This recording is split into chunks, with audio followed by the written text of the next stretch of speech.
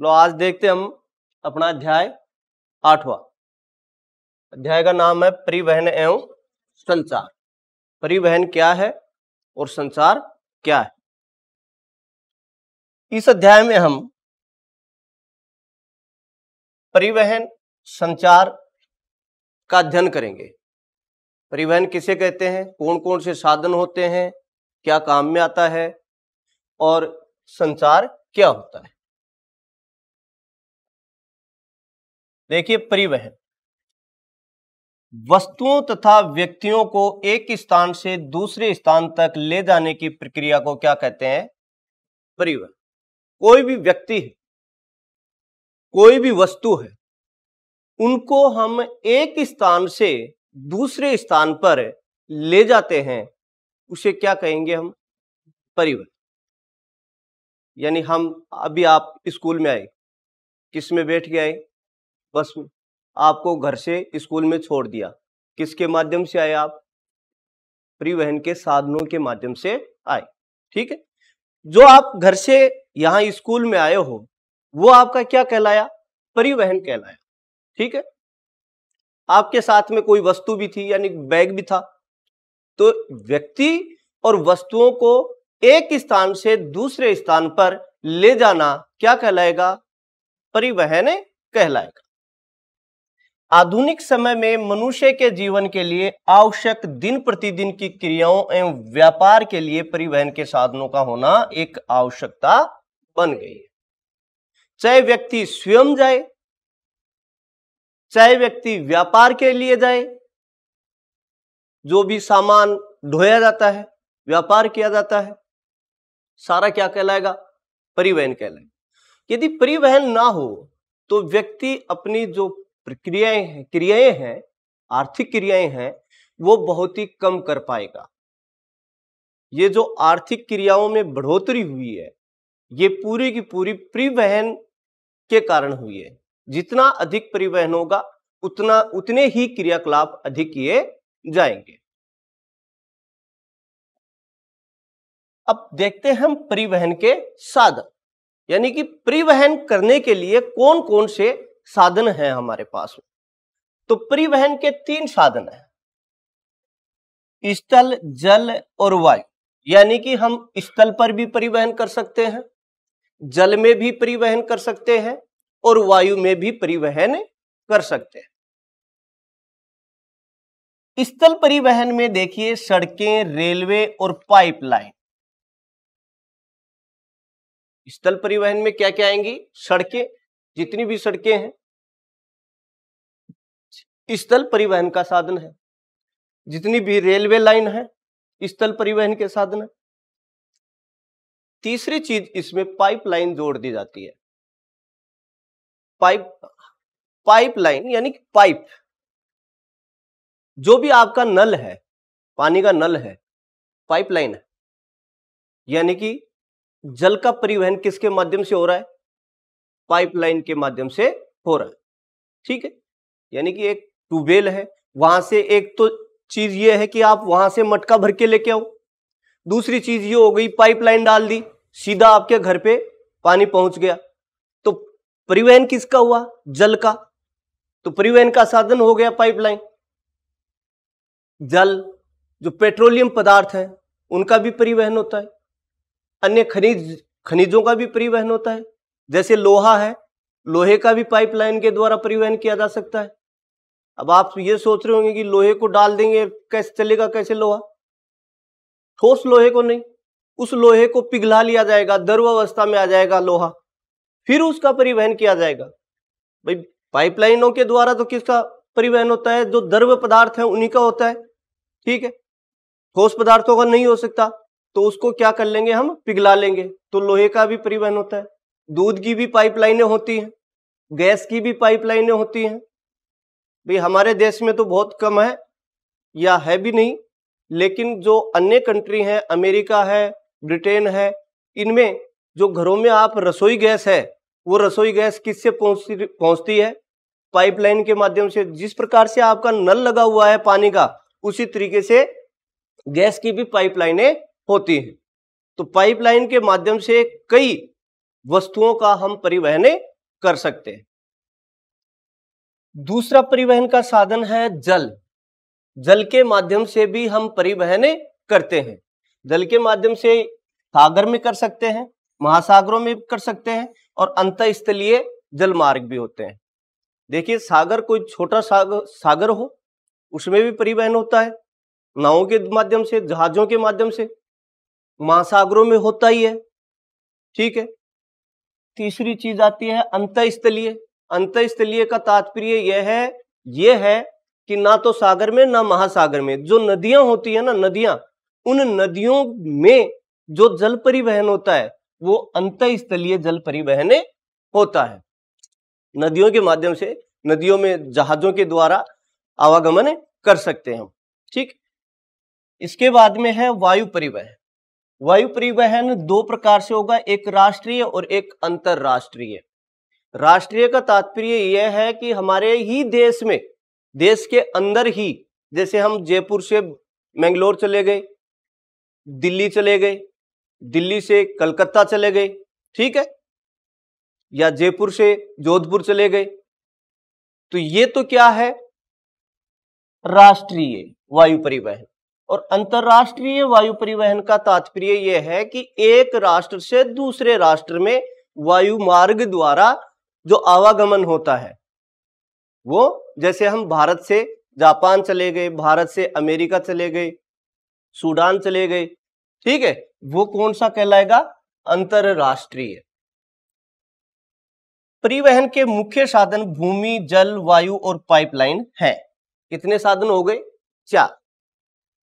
भूमि, जल, वायु। देखिए, ये पाइपलाइन है, ये भूमि के अंदर ही आती है, ठीक है, लेकिन इसका अलग भाग बना दिया हमने पाइपलाइन का, ठीक है। ये अंतर क्षेत्रीय और अंतर क्षेत्रीय परिवहन के लिए उपयोग किए जाते हैं।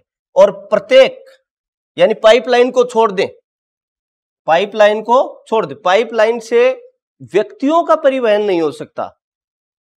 जो भी व्यक्ति है वो पाइपलाइन के माध्यम से परिवहन नहीं कर सकता। बाकी 3 से कर सकता है, स्थल से कर सकता है, जल से कर सकता है और वायु से कर सकता है। लेकिन पाइपलाइन के माध्यम से मनुष्य को छोड़कर अन्य जो कुछ वस्तुएं हैं, ऐसी भी बात नहीं है कि सभी वस्तुओं का भी हम नहीं कर सकते पाइपलाइन से। जो द्रवावस्था में आ सकती हैं जो भी वस्तुएं, उनका हम पाइपलाइन के माध्यम से परिवहन कर सकते हैं। ऐसा तो नहीं होगा ना कि किसी पाइपलाइन से मनुष्य को परिवहन करना है कि उसमें डाल दो और मनुष्य पहुंच जाएगा आगे। पहुंच सकता है क्या? नहीं पहुंच सकता। जो द्रव वस्तुएं होती हैं, जैसे जल है, दूध है, गैस है, पेट्रोलियम पदार्थ है, ठीक है, इनका परिवहन किससे हो सकता है? पाइपलाइन के माध्यम से हो सकता है।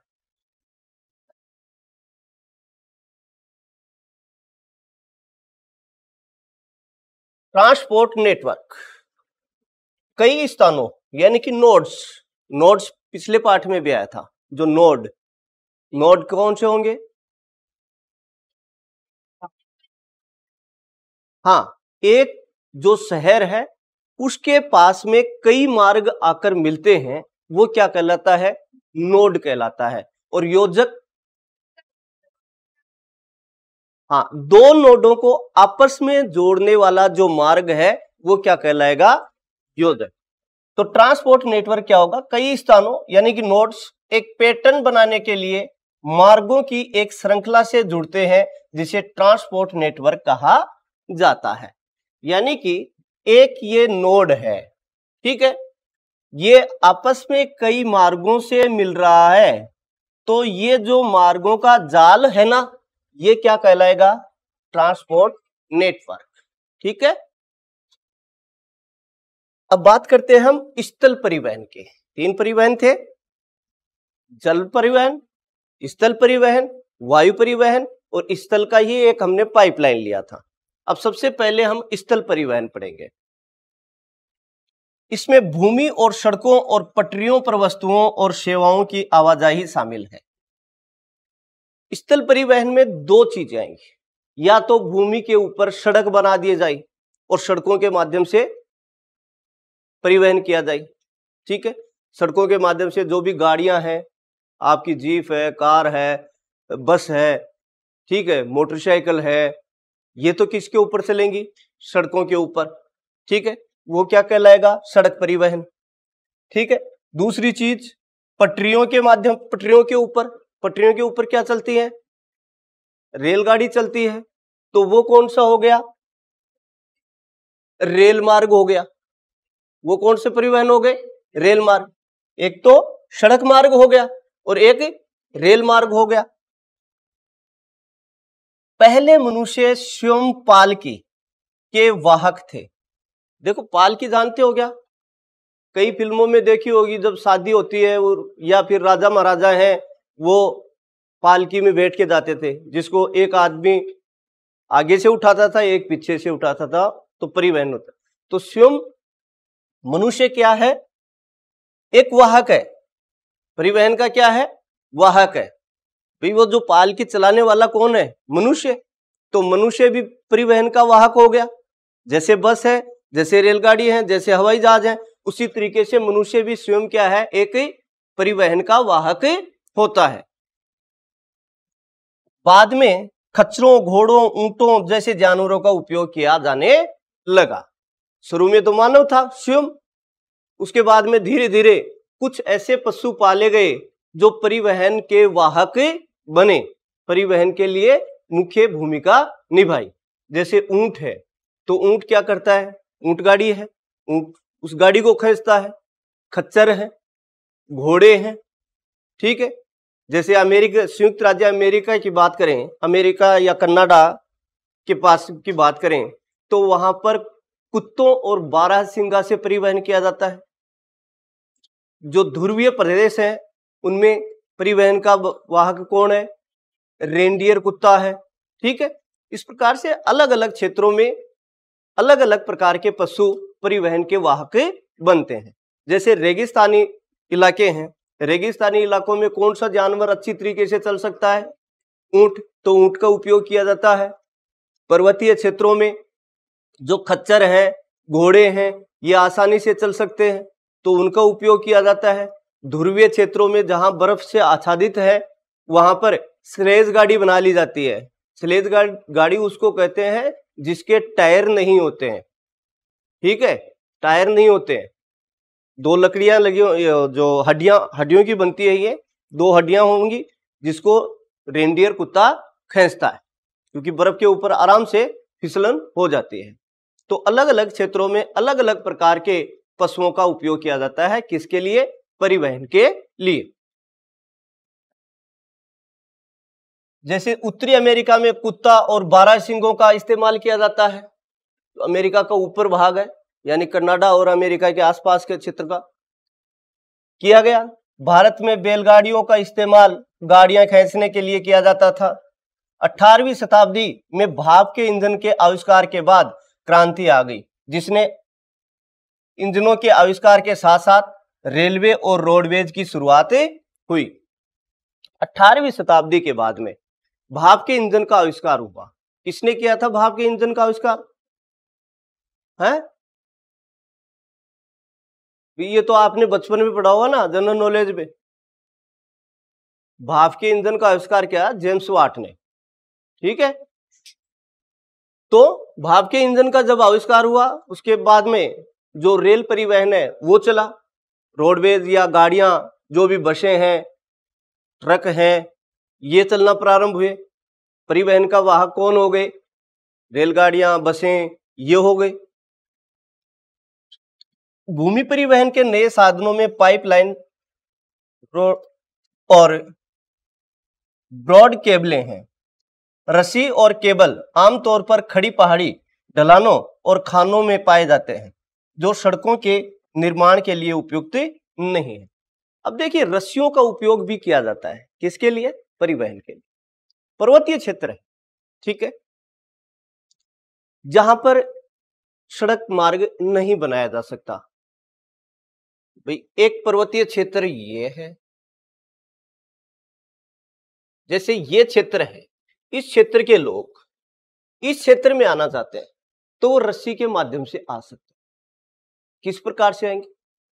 देखो, आप खेतड़ी गए हो, आप जो तांबे वाली खान है उसमें ट्रोलियां चलती हैं, जो खान से ट्रोलियां चलती हैं ऊपर, देखा है कि कभी आपने? तो उस ट्रोलियों में क्या होता है, तांबा निकाल लेते हैं और उसमें भर देते हैं, जहां उसको शुद्ध किया जाएगा वहां उस तांबे को भेज दिया जाता है, किसके माध्यम से?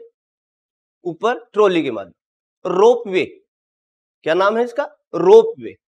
कई जो दर्शनीय स्थल है वहां पर भी 2 पर्वतों के ऊपर रस्सी या केबल या तार बांध दिया जाता है और ट्रॉली के माध्यम से हम आनंद उठाते हैं। ठीक है, तो ये रस्सियां वगैरह हैं, ये भी परिवहन के वाहक होते हैं। पाइपलाइन का मैंने बता ही दिया, पाइपलाइन होता ही है। अब बात करते हैं हम सड़कों की, सड़क मार्ग की। ठीक है, सड़क मार्ग कब उपयोग होगा? जब हमारे को छोटी दूरियां में परिवहन करना होता है, यानी यहां से नीमका, कम दूरी के लिए सबसे अधिक किफायती है और इसकी डोर टू डोर सेवा। देखो सड़क मार्ग की मुख्य विशेषता क्या है? पहली चीज तो जो विशेषताएं हैं, ये कम दूरी के लिए बहुत ही उपयोगी है, सस्ता कम दूरी के लिए। ठीक है, यदि ज्यादा दूरी है तो वो हमारे को महंगा होगा। भाई एक तो हम यहां से नीम का थाना जाएंगे, ठीक है, सस्ते में परिवहन करेंगे, मान लीजिए बस से जा रहे हैं। एक हमारे को मान लीजिए यहां से बेंगलोर जाना है, अब बेंगलोर जाना है तो हमारे को खर्चा क्या है? कम। इसके लिए हम कौन से परिवहन का उपयोग करेंगे? रेल परिवहन का करेंगे कि नहीं करेंगे? क्योंकि रेल परिवहन सस्ता पड़ेगा बजाय सड़क मार्ग के, सड़क मार्ग महंगा पड़ेगा। तो सबसे उपयुक्त है छोटी दूरियों के लिए, जो छोटी दूरियां होती हैं उसके लिए कौन सा मार्ग उपयुक्त है? सड़क मार्ग। दूसरी चीज, ये डोर टू डोर सेवा प्रदान करता है। डोर टू डोर क्या मतलब है? द्वार से द्वार, यानी कि अभी आपको स्कूल बस जाएगी, ठीक है, एक चीज तो ये कि जैसे मान लीजिए सड़क मार्ग ये है और आपका मकान यहां है, वो बस कहां उतार दे आपको? रोड के ऊपर। ठीक है, या एक मिनट, इसको रोड ना समझे आप, इसको हम पटरियां समझते हैं जहां पर रेलगाड़ी चलती है। रेलगाड़ी तो आपको कहां उतारेगी? स्टेशन के ऊपर उतारेगी, लेकिन आपका घर कहां है? ज्यादा दूर है, तो घर जाओगे तो या तो पैदल चल के जाओ, ठीक है, या किसके माध्यम से जा सकते हैं हम? सड़क मार्ग के माध्यम से जा सकते हैं। इसलिए सड़क मार्ग सबसे उपयुक्त है डोर टू डोर, द्वार से द्वार। आप अपने घर के पास में उतर सकते हो, किसके माध्यम से? सड़क मार्ग के माध्यम से। रेलगाड़ी तो नहीं लेके जाएगी ना आपको घर पे, ना वायु मार्ग लेके जाएगा, ना जल मार्ग लेके जाएगा। सबसे अच्छा कौन है? आप डोर टू डोर के लिए सबसे अच्छा परिवहन का साधन कौन है? सड़क मार्ग है। ठीक है, धातुकृत सड़कें सभी मौसम वाली सड़कें होती हैं। जो पक्की सड़कें, इसको आप ये समझिए, जो पक्की सड़कें होती हैं, जो कोलतार से बनती हैं या सीमेंट से बनती हैं, ये सड़कें मजबूत होती हैं और सभी मौसम के लिए अनुकूल होती है।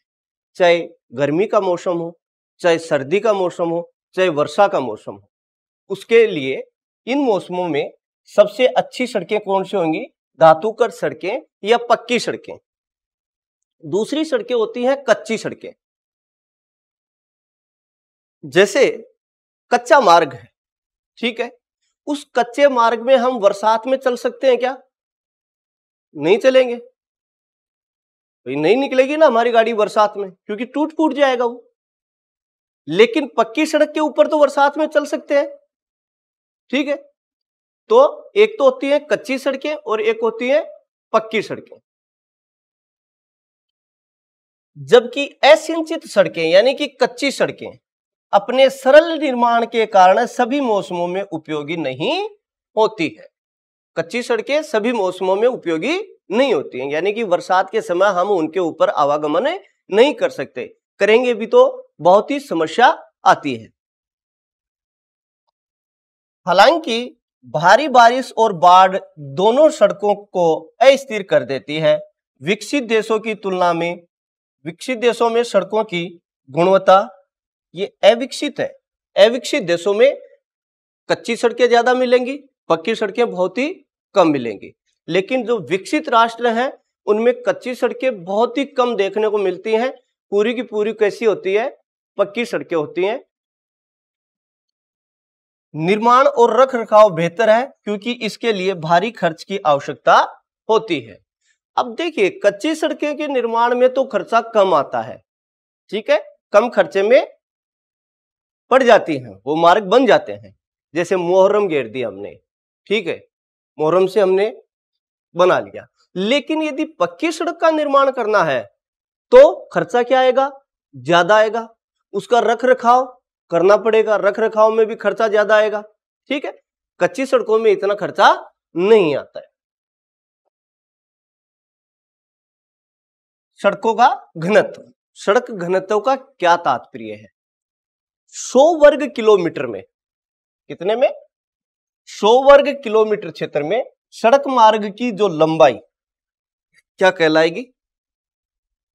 सड़क घनत्व कहलाएगी। 100 वर्ग किलोमीटर का क्षेत्र है, उसमें सड़कों की लंबाई कितनी है?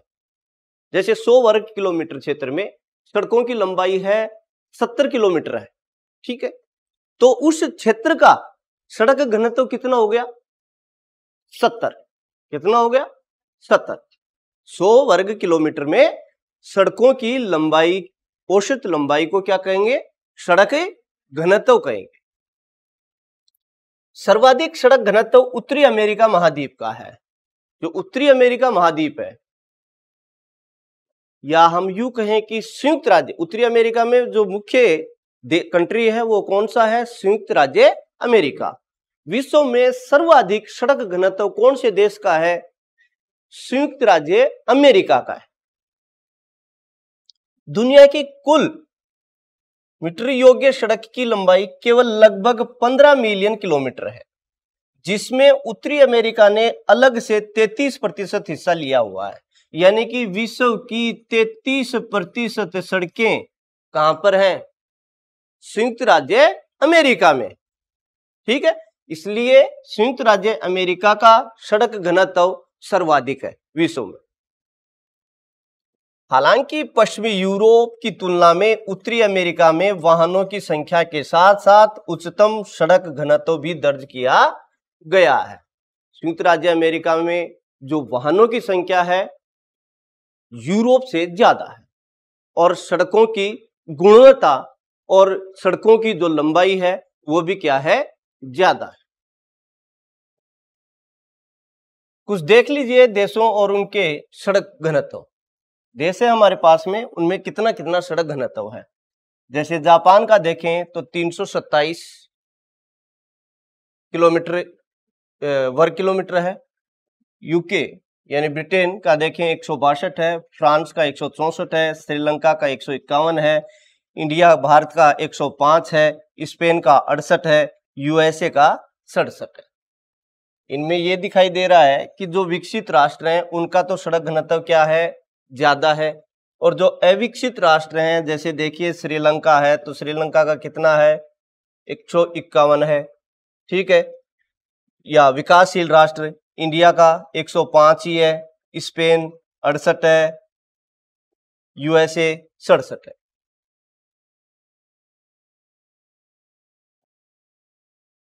यातायात प्रवाह है। यातायात प्रवाह होता क्या है? यह सड़कों पर यातायात को संदर्भित करता है जो हाल के वर्षों में नाटकीय रूप से बढ़ गया है। चूंकि सड़क नेटवर्क यातायात की मांग का सामना नहीं कर सकता, इसलिए भीड़ होती है। इसको छोड़ के यातायात प्रवाह का मतलब है कि एक सड़क मार्ग में कितने वाहन, एक दिन में कितने वाहन चलते हैं, ठीक है, तो वो क्या कहलाएगा? यातायात प्रवाह कहलाएगा। जैसे एक सड़क ये है, एक ये है, एक ये, इसके ऊपर यातायात चलते हैं 70 एक दिन में, इसके ऊपर चलते हैं 100, और इसके ऊपर चलते हैं 200। तो कौन से सड़क मार्ग का यातायात प्रवाह ज्यादा है? समझ में आ गई ये बात? नहीं आई? आ गई। इस सड़कों को जो बंटवारा करते हैं उसमें एक आता है महामार्ग, हाईवे। ठीक है, महामार्ग वे पक्की सड़कें हैं जो दूर स्थित स्थानों को मिलाती हैं। महामार्ग जो बड़े मार्ग हैं उनको कहते हैं भारत में एनएच, नेशनल हाईवे कह देते हैं, और ये हाईवे होते हैं पूरे के पूरे। महामार्गों को अबाधित यातायात की सुविधा प्रदान है, यानी महामार्गों के ऊपर जो मार्ग रहेगा वो अबाधित रहेगा, कोई भी बाधा नहीं पहुंचेगी। ऐसे नहीं कि बीच में इधर से भी गुजर गए, भाई महामार्ग बन रहा है, ऐसा नहीं है कि इधर से भी चले गए या इधर से आ गए, ये नहीं रहेगा। यदि ये रहेगा, कुछ जगहों पे रहेगा, लेकिन कम दूरी पे नहीं रहेगा, वो ज्यादा दूरी पर बनेगा।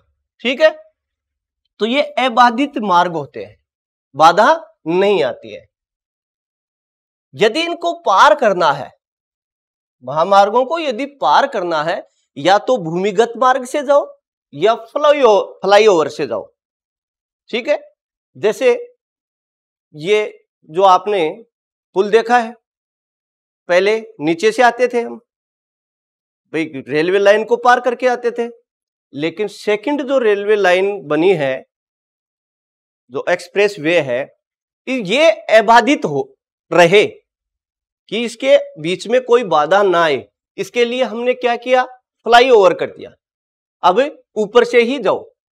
ठीक है, या फिर कई आपने इस सड़क मार्ग में अंडरपास देखे होंगे, तो आवागमन किधर से होता है, नीचे से, सड़क मार्ग के और रेल मार्ग के नीचे से हो गया।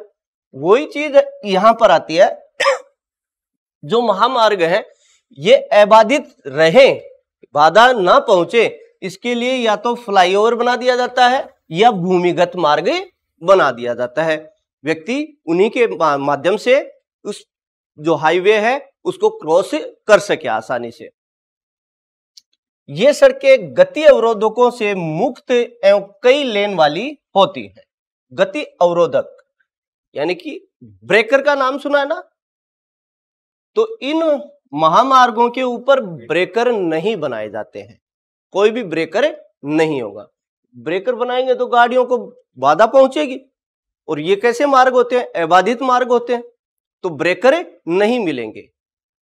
एक चीज कि ये एक मार्ग नहीं बल्कि कई मार्ग होते हैं, कई सड़कें होती हैं। जैसे ये मार्ग है, इसमें दो सड़कें तो जाने के लिए और दो सड़कें आने के लिए।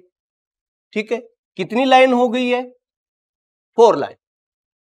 ठीक है, तो महामार्ग या तो 2 लाइन के होते हैं, एक जाने का एक आने का, या ये 4 लाइन के भी हो सकते हैं, 2 जाने के 2 आने के। ठीक, 6 लाइन भी होते हैं। ठीक है, यानी कि 3 जाने के और 3 आने के। जो आपने ये अजमेर के पास में जो अजमेर से किशनगढ़, अजमेर से जो किशनगढ़ है बीच में, वहां पर हमारे पास में कितने हैं, 6 लाइनें। कितनी लाइन है, 6, यानी 3 जाने की और 3 आने की। इनकी चौड़ाई लगभग 80 मीटर की होती है, 80 मीटर से कम नहीं होती है, ज्यादा हो सकती है, लेकिन चौड़ाई कितनी होगी इसकी, 80 मीटर। कितनी होगी, 80 मीटर। ये सड़कें देश के प्रमुख नगरों पत्तनों को मिलाती हैं। ये इन सड़कों का क्या काम में आएंगी ये, या तो ये जो प्रमुख नगर हैं उनको आपस में मिलाएंगी, जैसे दिल्ली है, जयपुर है, बीकानेर है। ठीक है, इसके बाद में कोलकाता है। ठीक है, तो आपस में जो बड़े शहर हैं, मुख्य नगर हैं, उनको मिलाने का काम करती हैं। कौन, महामार्ग।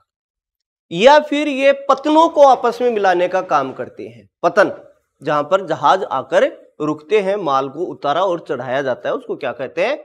पतन कहते हैं। पतनों को मिलाने का काम भी कौन से कर रहे हैं? महामार्ग कर रहे हैं। देश में जो राजधानियां हैं, ये उत्तर प्रदेश की राजधानी है, मध्य प्रदेश की राजधानी है, राजस्थान की राजधानी है, इन राजधानियों को आपस में मिलाने का काम करते हैं कौन? महामार्ग, हाईवे। इन सड़कों के किनारों पर रेलिंग लगी होती है। सड़कों के किनारों पर क्या लगी होगी? रेलिंग। क्यों लगाएंगे? कि मार्ग प्रभावित ना हो, मार्ग में कोई भी बाधा उत्पन्न ना हो, उसके लिए हम क्या लगाएंगे? रेलिंग। यानी आवारा जो पशु हैं वो भी उसके अंदर नहीं घुस सकते, वरना आवारा पशु घुस जाएंगे तो महामार्ग क्या होगा? बाधित होगा। इसलिए वहां पर क्या लगा दी जाती है? रेलिंग लगा दी जाती है, ताकि कहीं पर भी इनको क्रॉस ना किया जा सके। ठीक है, रेलिंग लग जाएगी तो क्रॉस नहीं कर सकेंगे हम। यदि रेलिंग नहीं लगेगी तो जो भी आवारा पशु है या व्यक्ति है, भाई ये हाईवे किस लिए बनाए हैं? तीव्र गति से पहुंचने के लिए। ये तो नहीं होगा ना, ये इस हाईवे पर एक बस चल रही है और 20 किलोमीटर प्रति घंटा की रफ्तार से चल रही है, ये तो नहीं होगा।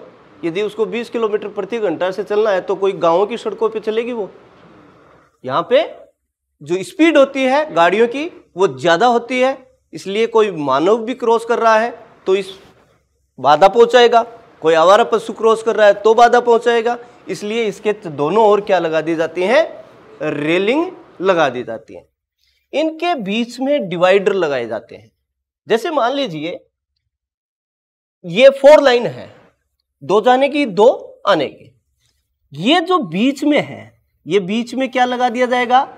एक डिवाइडर लगा दिया जाएगा, जिससे इधर वाली गाड़ी इधर ना आ सके, इधर वाली इधर ना आ सके। यदि ऐसा होगा तो मार्ग क्या रहेगा? बाधित होगा। इसलिए बीच में क्या लगा दिए जाते हैं? डिवाइडर लगा दिए जाते हैं।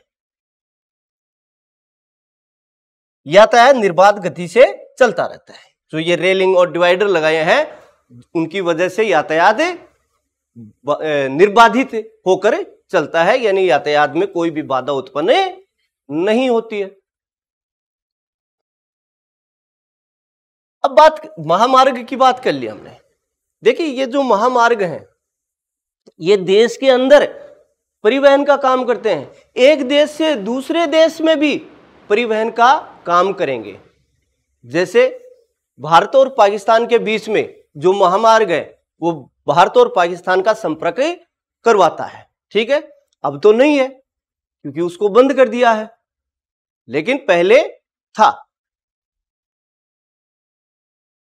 फिर आते हैं सीमावर्ती सड़कें। ठीक है, इसमें सीमावर्ती सड़कें किसको कहेंगे? किसी देश में अंतर्राष्ट्रीय सीमा के सहारे बनाई गई जो सड़क है उसको क्या कहते हैं? सीमावर्ती सड़क कहते हैं। यानी देश है हमारा, उसकी अंतर्राष्ट्रीय जो सीमा लग रही है, कौन कौन से देशों से लग रही है? पाकिस्तान से लग रही है, चीन से लग रही है, नेपाल से लग रही है, भूटान से लग रही है, बांग्लादेश से लग रही है। ठीक है, तो इनके सहारे जो सड़कें बनाई गई है उन सड़कों को क्या कहते हैं? सीमावर्ती सड़कें कहते हैं। ये किस काम में आएंगी भाई ये सीमावर्ती सड़कें? ये सड़कें सुदूर क्षेत्र में रहने वाले लोगों को प्रमुख नगरों से जोड़ने व प्रतिरक्षा प्रदान करने में महत्वपूर्ण भूमिका निभाती हैं। जो बॉर्डर के ऊपर, सीमा के ऊपर जो गांव है, वो गांव के जो लोग हैं, वो जो प्रमुख शहर हैं, शहर में तो जाना ही पड़ेगा ना उनको, या ऐसे कर दिया, ऐसे थोड़ी कर दिया कि जो सीमा के सहारे हैं वहीं पर रहो कि आप नगरों में नहीं आ सकते, उनको भी नगरों में आना पड़ेगा ना। तो वो कौन से मार्ग अपनाएंगे? सीमावर्ती सड़कों से आएंगे। ठीक है, सीमा के सारे जो सड़क बनाई है वो सड़कें जो सुदूर दूर रह रहा है, सीमा के पास में रह रहा है, वो लोग किससे संपर्क साध सकें? प्रमुख शहरों से संपर्क साध सकें। हमारे राजस्थान में भी एक सीमावर्ती सड़क NH 15 15 जो बीकानेर जैसलमेर होकर जाता है, गंगानगर बीकानेर जैसलमेर बाड़मेर जाता है। दूसरी चीज, ये सीमावर्ती सड़कें और क्या काम में आएंगी? प्रतिरक्षा, यानी कि सीमा के ऊपर कौन है? सैनिक है। सैनिकों को रसद सामग्री किसके माध्यम से पहुंचाएं? सीमावर्ती सड़कों के माध्यम से। यदि युद्ध जैसी स्थिति पैदा हो तो उनको जो आयुध हैं, जो भी हथियार हैं, वो तीव्र गति से किसके माध्यम से पहुंचा दिया जाए? सीमावर्ती सड़कों के माध्यम से। तो सीमावर्ती सड़कें क्या काम में आ रही हैं? दो प्रमुख रूप से काम में आ रही हैं। एक तो जो सीमा के पास में जो लोग रह रहे हैं उनको प्रमुख शहरों से जोड़ने का काम आ रही है। दूसरी चीज, हमारे जो सैनिक हैं उनको रसद सामग्री या आयुध सामग्री, जो भी युद्ध में काम आने वाली सामग्री है, वो तीव्र गति से पहुंचा दी जाए उनको। तो ये उपयोग में आ रही है कौन? सीमावर्ती सड़क। ठीक है, आज के लिए इतना ही काफी है।